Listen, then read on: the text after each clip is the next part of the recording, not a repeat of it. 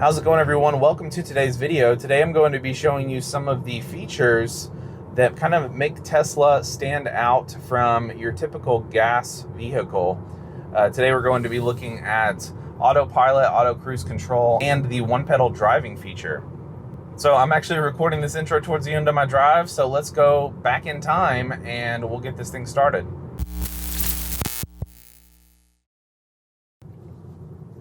So one thing that's specific about Tesla that I really like is what is known as one-pedal driving. One-pedal driving allows you to really only use the accelerator and not really have to use the brakes hardly ever. If I take my foot off of the accelerator, the car actually starts slowing down and comes to a complete stop. What this allows me to do is, while my foot is off the accelerator and the car is still going, it's actually regenerating battery. It's called regenerative braking. Which is a really cool feature.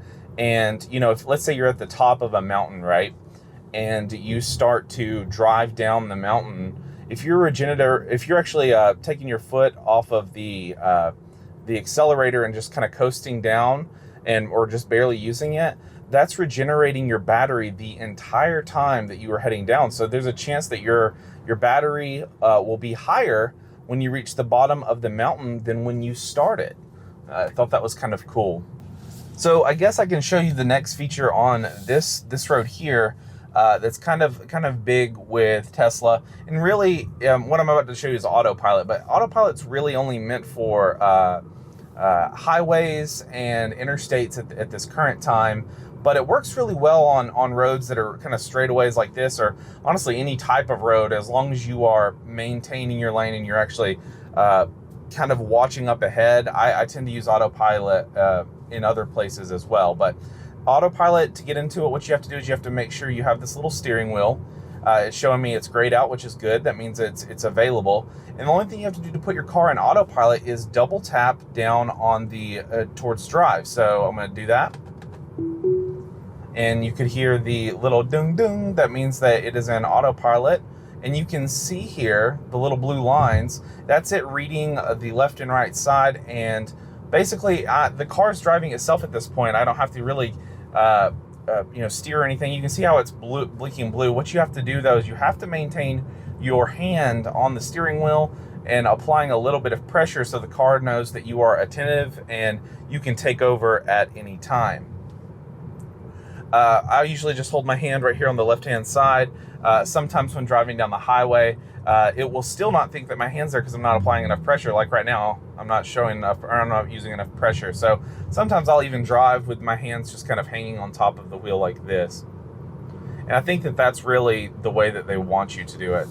So I have just standard Autopilot, so it's not actually going to read the red lights and stop lights, but that is a feature of full self-driving, which is a package that you can get in addition to when you purchase your car. And that actually can know when a stoplight is green, when it's red.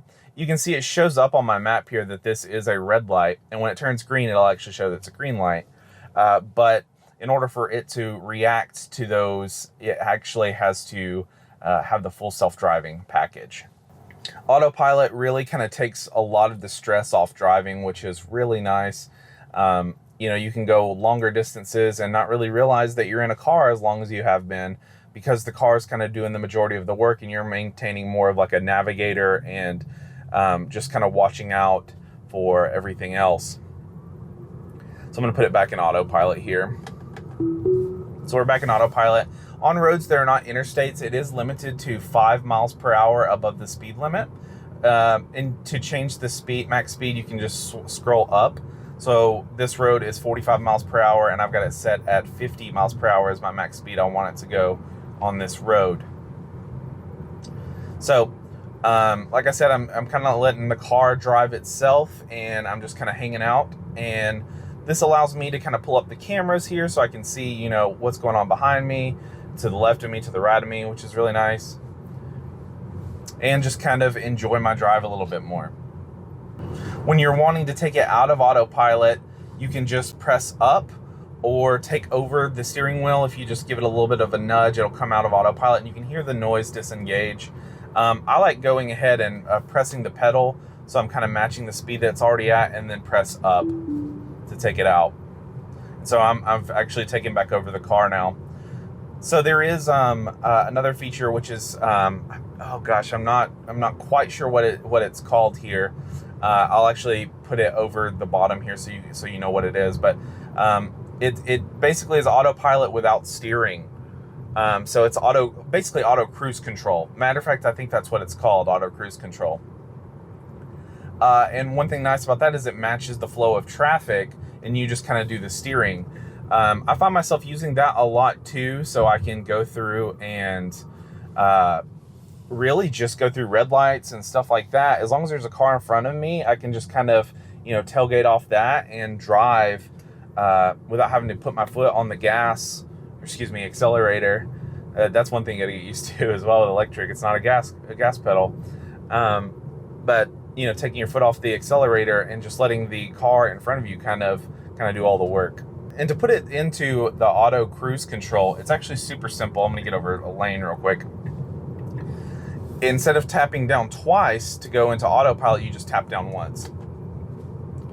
You get no sound or anything, but I'm not sure if you guys can see this, but there is a little blue highlight here that actually shows that it is driving itself for me. And you can set this as high as you want. I'm gonna set it up to 60 just so I can show you. And so I'm steering, but it is maintaining the acceleration and everything else of the car. So if there is a car in front of me, which there is, we may actually get up to it here in a second, and the car will actually slow down so it doesn't have any accidents with the car in front of it. It just kind of matches it. So these little features like the one pedal driving and the autopilot or auto cruise control, these are things that kind of just make the experience of driving a lot nicer. So we're coming up on a car here so I'm going 55 miles an hour. Okay. And we're slowing down here. It's slowing down. I do not have my foot on the gas or the brake at all. And you can see it recognized that the car in front of us was slowing down, and I've still got the max set on 50, and we're down to 5 miles per hour right now. And you can set the follow distance right now with the pure vision, pure Tesla vision vehicles. You can only go up to 3 car lengths in between, and you can go back farther too. So I like keeping mine on 3. I think 3 is pretty good. So the car is not fully autonomous, but it is pretty close and definitely makes your ride more enjoyable. So guys, this was just a quick look of the auto cruise control, autopilot, and one pedal driving. If you guys like tech, make sure to hit the subscribe button so you don't miss any of the future content. I'm coming out with videos like this all the time. Love to have you check in.